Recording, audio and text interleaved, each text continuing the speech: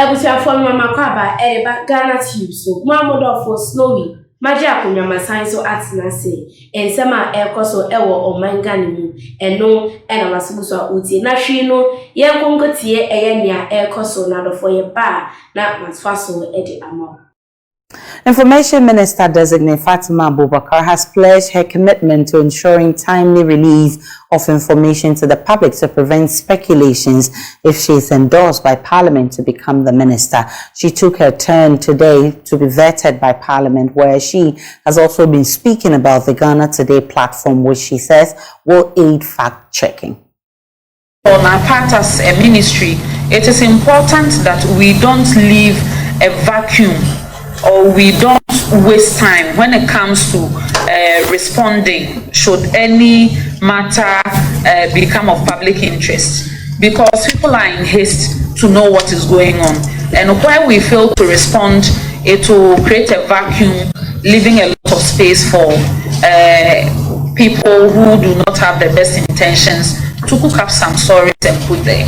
So, Honorable Chair, I am minded that should any matter become of public interest and it is required that the government should respond, I am minded to make sure that the response comes in good time. Thank you. Chairman, do I have the permission to ask a follow-up on this? Okay. Honorable Minister Designate, I want a clear-cut plan from you as Minister Designate, because you made reference to Dubawa. Those are private sector players. As the Ministry of Information, like I said, you have active government and party operatives on both sides of the divide pushing this agenda. Specific intervention from your ministry, not relying on private sector fact checkers. You as government, what steps are you going to take as the lead information agency to deal with this menace?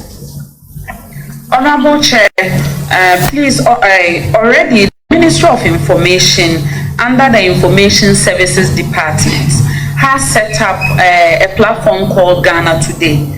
The intention is for it to be the original source of government verified information, such that if there is any information out there, because anyone can pick a letterhead and then change the writings on it and put some material on it and it will mimic the reality. But if you go on the Ghana Today platform, which to some extent is also acting like a fact-checking platform, you are able to access the most verified information coming from our ministry and government agencies which have been made available to us.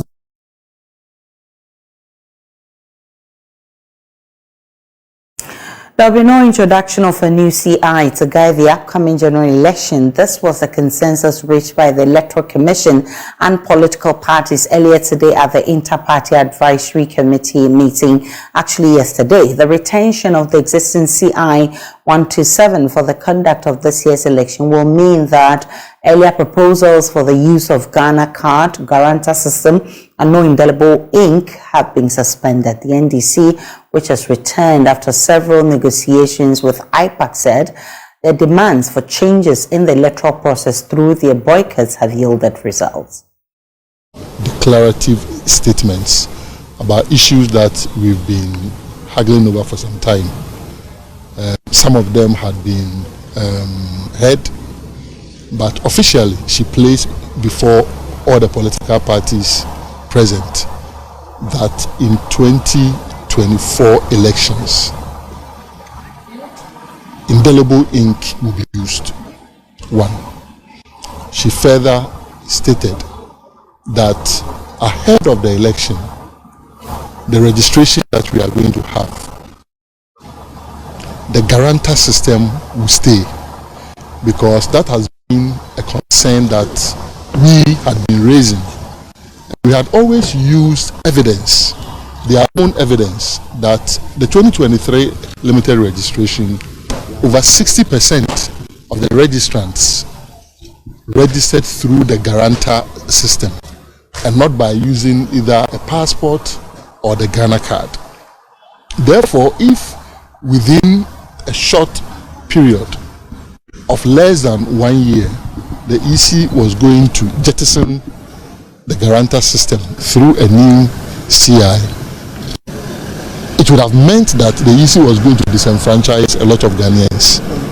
The EC chair was very clear, without ambiguity, that the guarantor system will remain in the limited registration that we are going to have. You also recall that during the 2023 limited registration, we had a situation where the registration took place only in district offices. If you came to this place where we are, the very grounds that we are, the place was congested, extremely congested.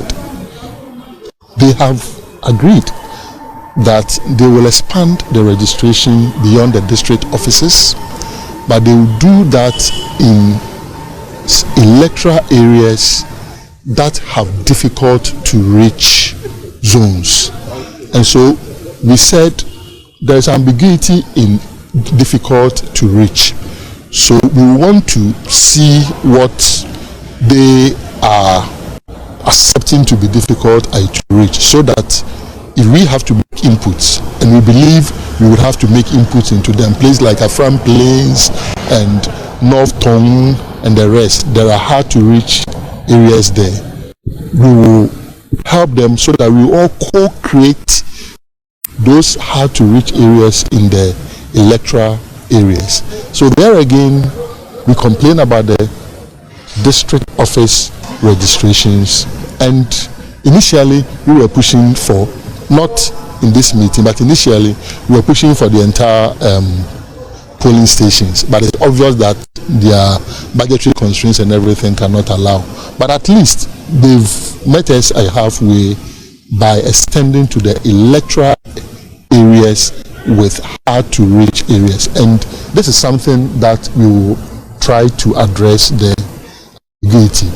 Beyond that is also a firm assurance that there will be no new CI to govern the 2024 elections. What that means is that we are going with the CI 127 that you all know. So Ghana card will be used as part of the documents identifiers, but Ghana card will not be the sole identifier. The New Patriotic Party says it has no issues with the decision at IPAC. Director of Elections and Research, Evans Nimako, says they are ready for the election. The existing CI is what is going to be used. That means that indelible ink will be used. The date for the elections remains 7 December.